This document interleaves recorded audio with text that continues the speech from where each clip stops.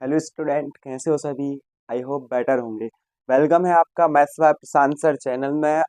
ठीक है, अब डिस्कस करेंगे हम एक्सरसाइज 1.1। इससे पहले जो भी हमने पढ़ा था वो पढ़ा था, इसका कॉन्सेप्ट और कुछ एग्जाम्पल सॉल्व किए थे। आइए अब हम चलते हैं एक्सरसाइज की ओर, जिसमें फर्स्ट क्वेश्चन है आपका कि निम्नलिखित संख्याओं को अभाज्य गुणनखंडों के गुणनफल के रूप में व्यक्त कीजिए। क्वेश्चन बोल रहा है कि आपने जो मैंने फर्स्ट वीडियो से लेकर अभी 4 वीडियो तक आपको बताया है, चारों पांचों वीडियो जितने भी आपने देखे हैं, तो उसमें मैंने बताया है आपको अभाज्य गुणनखंड की विधि। ठीक, तो इसमें वही पूछा है कि निम्नलिखित संख्याओं को अभाज्य गुणनखंडों के गुणनफल के रूप में व्यक्त कीजिए। सबसे पहले आपको क्वेश्चन को समझना है, क्वेश्चन बोल रहा है क्या बोल रहा है। तो क्वेश्चन ये बोल रहा है आपको अभाज्य गुणनखंड निकालने और उसके गुणनफल के रूप में आपको इसको क्या करना है, शो करना है, प्रदर्शित करना है। ठीक है, ज्यादा टाइम का मिसयूज ना करके ठीक है क्वेश्चन सॉल्व करते हैं। तो पहला क्वेश्चन रहेगा हमारा कि हमको 140 का क्या निकालना है, अभाज्य गुणनखंड निकालने हैं और उसके गुणनफल के रूप में व्यक्त करना है। तो 140 के गुणनखंड निकालते हैं हम इस तरीके से। सबसे पहले इसमें ये क्या है, एक इवन नंबर है तो दो से, सम संख्या है तो दो से तो भाग जाएगा।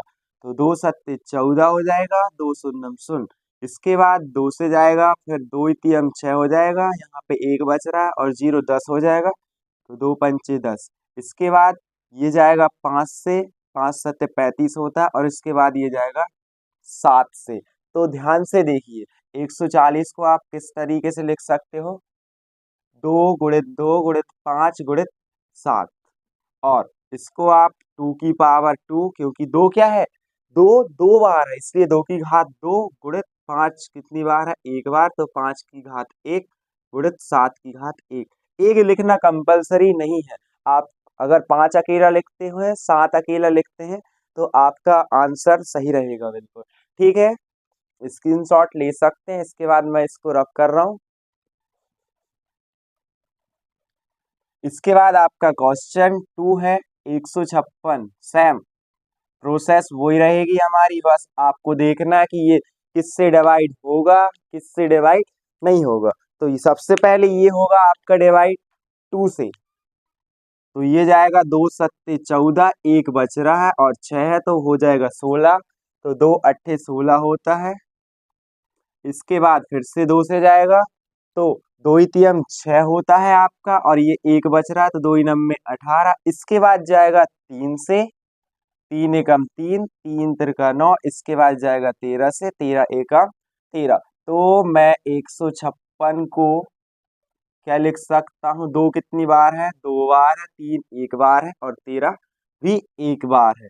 तो दो की पावर दो, दो की घात दो गुणित तीन की घात एक गुणित 13 की घात एक। ये रहेगा आपका क्वेश्चन नंबर वन के सेकंड का आंसर रहेगा।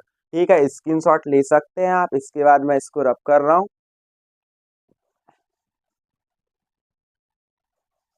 इसके बाद ये रहा आपका थर्ड क्वेश्चन कि आपको 3825 को अभाज्य गुणनखंड के गुणनफल के रूप में व्यक्त करना है। ठीक है, तो ये जाएगा सबसे पहले तीन से डिवाइड होगा, तो तीन एकम तीन। अब ये आठ है तो तीन दूनी छह, यहाँ पे बचा दो और दो मिला के हो जाएगा 22। तो 30 आते 21, फिर एक बचेगा तो 3 5 15।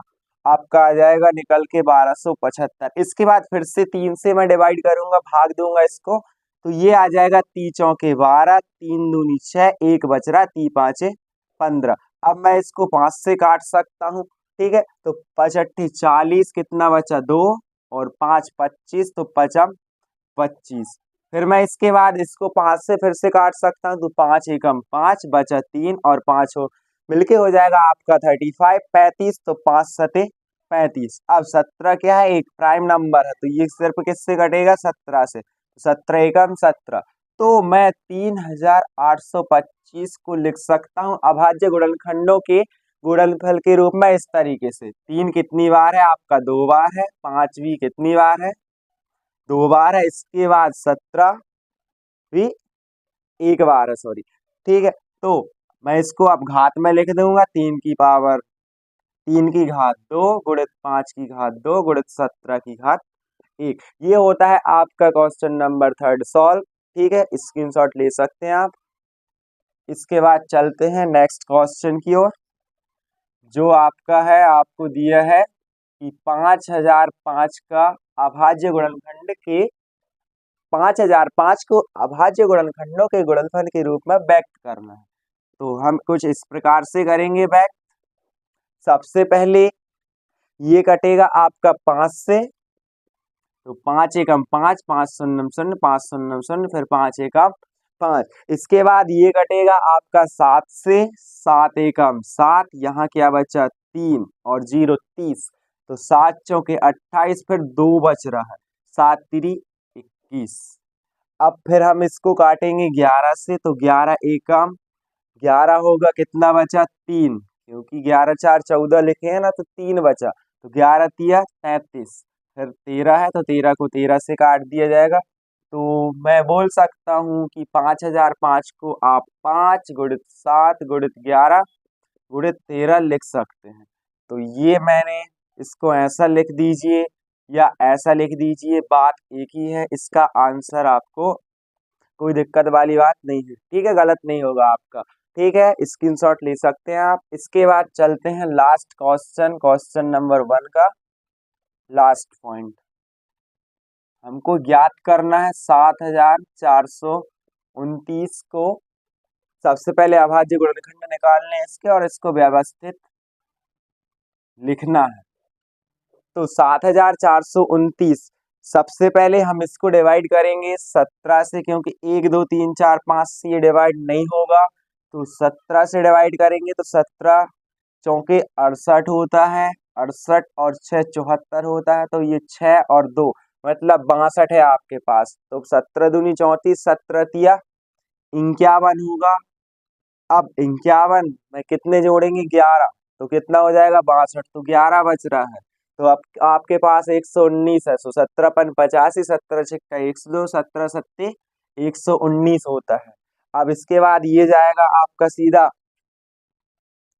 19 से, तो 19 दूनी 38, कितना बचा 5, और 19 तिया 57। इसके बाद ये डायरेक्टली जाएगा 23 से, 23 एकम 23, तो आप 7429 को लिख सकते हैं 17 गुणित 19 गुणित 23। आशा करता हूँ ये वीडियो अगर आपने केयरफुली सावधानी से देखा है तो आपको समझ में आया होगा। ठीक है, अगर आपको समझ में आया है वीडियो, तो वीडियो को प्लीज लाइक कीजिए और हमारे चैनल को सब्सक्राइब कीजिए। मिलते हैं इसके बाद क्वेश्चन नंबर 2 पर। ठीक है।